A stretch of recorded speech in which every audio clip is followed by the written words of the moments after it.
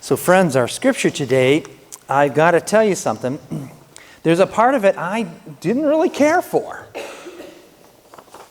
Will you listen closely, or can you see the part that I didn't really care for? Any clue? What's that? Go nowhere among the Gentiles and enter no town of the Samaritans, but rather go to the lost sheep of the house of Israel. I didn't really care for that. But it's a different day and it's a different time. And the book that is written by Matthew, who was looking to speak to the Jews. And it would have been natural and normal for him to be very concentrated on them, dealing with just the insiders. So it says, Jesus supposedly said. I don't know if he said that, honestly. Because I'm willing to bet there were a few Gentiles and Samaritans on the mount when he was preaching and who received the miracle of food out of, the couple loaves and fishes. I'm willing to bet. He didn't say, hey, Samaritans, you over here. Gentiles, you over there. All right, we're going to feed these folks over here. So I'm willing to bet he didn't do that. Times, yes, they have changed. And I think it was more of Matthew, the writer's desire to do that kind of a separation than it would have been Jesus's in any time whatsoever. But it does live on to us this very day. And I can't avoid it. I left it in the scripture. I could have just taken it out. There was a section there that I took out between the first half of that reading and the second half.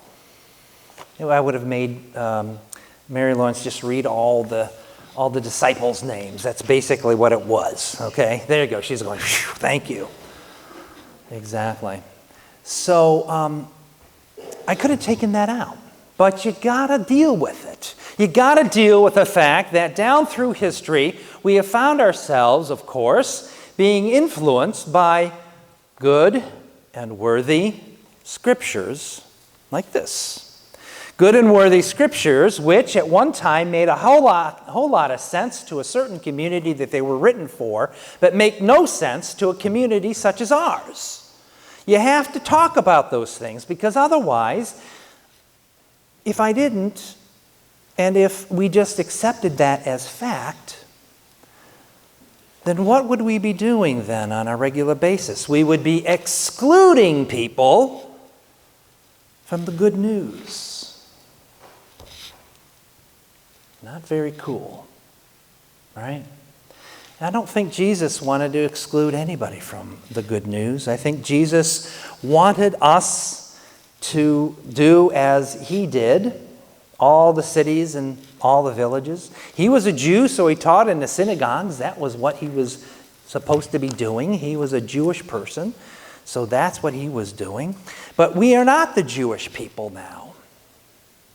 We are not the Jewish people.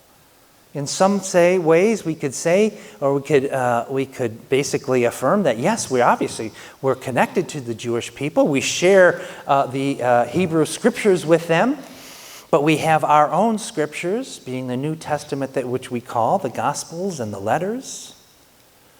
These things are the things that set us apart, and so we have learned that we no longer can just be focusing on one group of people, because it becomes very easy for either a church or a denomination or an entire religion to say only we are the ones who are worthy of receiving God's goodness. You see how that works?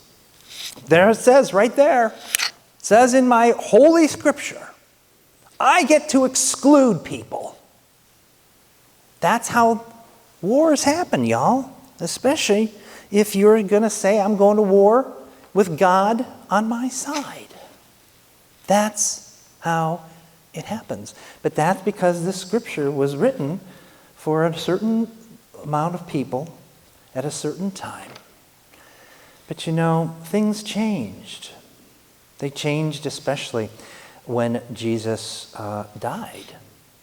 When Jesus died and he came back to life in the resurrection, everything changed. Everything became possible. Even those divisions that they would have known very close to themselves as excluding others, of not going outside of the Jewish homeland or the Jewish religion.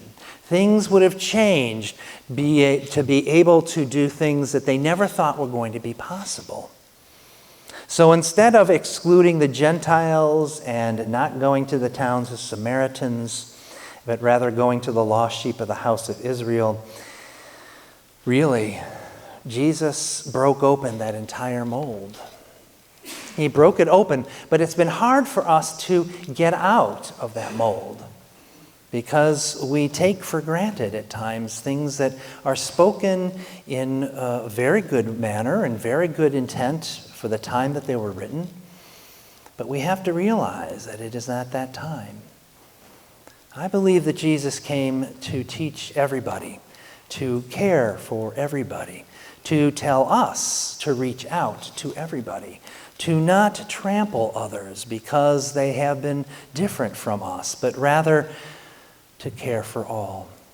Because we could take this and we could turn it into just about anything.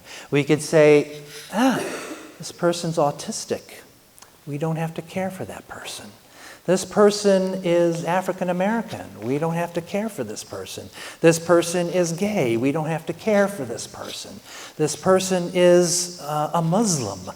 We don't have to care for this person. This is not the legacy that Jesus would have had for us. The legacy that Jesus had for us was to care for all. He didn't just die in his search for justice and for love and compassion. He didn't just die for himself and those people who were just collected around him. He died that the entire world would be saved from injustice, from a lack of compassion, from a lack of caring. He died, and others have died. I pray for the love of God in a good way, not in a way to exclude others. This is an important lesson we need to know. So friends, we are told to proclaim the good news that the kingdom of heaven has come near, to cure the sick, to raise the dead, to cleanse the lepers, to cast out demons. And as he has said at the very end, to receive, you have received without payment, give without payment, meaning you have freely been given my love. So friends, go out and freely give that love to others. This is the mission of all of us as faithful peoples of Jesus Christ, of faithful people of God, of faithful people of the church. And so it has been our pleasure, I pray, that we have raised our children up in doing this very thing.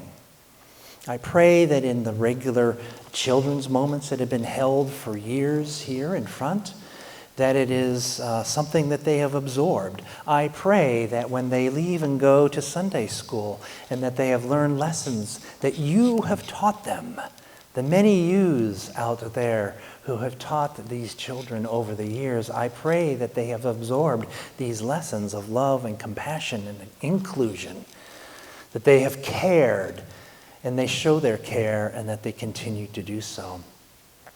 So it is with my great pleasure that we begin now the rite of confirmation, this time when we ask our young people to come forward, and these three young people who have met for about a half a year, to talking about what it means to be a disciple, what it means to be just somebody who's going to follow the rules, or somebody who is going to just sort of be led astray.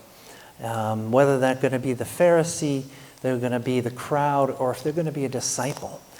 And so I pray that they have chosen to be a disciple, someone who is going to go out into the world to cure the sick, to raise the dead, to cleanse the lepers, and to cast out demons in their own way. Maybe not in the way they've seen in a movie, or maybe something they've read in a book, but something that they do individually as people of God, and people of caring, the people that you have brought up within this community of love and compassion. So friends, we will begin this rite of confirmation, and I'll ask Millicent if she would assist me at this time.